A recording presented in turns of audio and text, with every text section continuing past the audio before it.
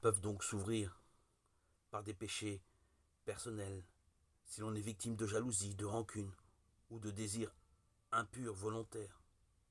Notez que toute mauvaise pensée non combattue porte par elle-même de terribles conséquences, mais encore davantage si elles sont accompagnées de malédictions, de blasphèmes et de sorcellerie.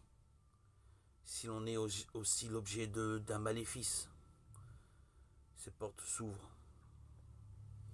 Qu'est-ce que le maléfice? C'est l'art de nuire aux autres avec l'aide du démon, dans 6 buts principaux: pour favoriser ou détruire un rapport entre deux personnes, pour empoisonner psychologiquement une personne par l'accumulation, la succession de souffrances, santé, affection, travail, ressources, pour la lier dans les relations, pour la faire souffrir, la rendre malade, pour la faire mourir, pour la faire posséder, toujours dans l'intention de désespérer, faire pécher, c'est se damner éternellement. Y a-t-il d'autres causes qui peuvent ouvrir des portes? Certaines circonstances de la vie peuvent provoquer des blessures dont l'ennemi ne manque pas d'essayer de profiter pour s'infiltrer. Une grande peur, une grande peine, un grand choc. La plupart des esprits impurs qui ont ouvert la porte à d'autres esprits impurs ont profité de problèmes relationnels des enfants avec leurs parents. Il faut protéger les enfants dont la fragilité n'inspire aucune pitié aux démons.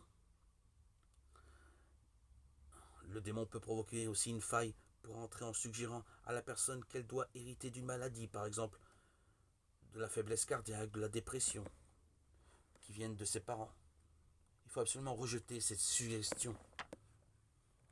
Que veut dire exactement ouvrir la porte aux esprits impurs? C'est donner soi-même aux démons la possibilité de nous tourmenter. C'est en définitive accepter de leur donner prise, leur permettre de s'accrocher, de s'infiltrer et finalement de s'installer pour mener à terme leur œuvre de destruction, de péché, de damnation. Pourquoi les démons tiennent-ils tant à tourmenter les créatures humaines? À cause de la haine qu'ils ont pour Dieu et pour l'image divine imprimée en nous. À cause de leur jalousie pour les hommes qui, sauvés par l'incarnation rédemptrice à laquelle ils n'ont pas voulu adhérer, sont appelés à prendre dans le ciel la place d'où eux-mêmes ont été chassés.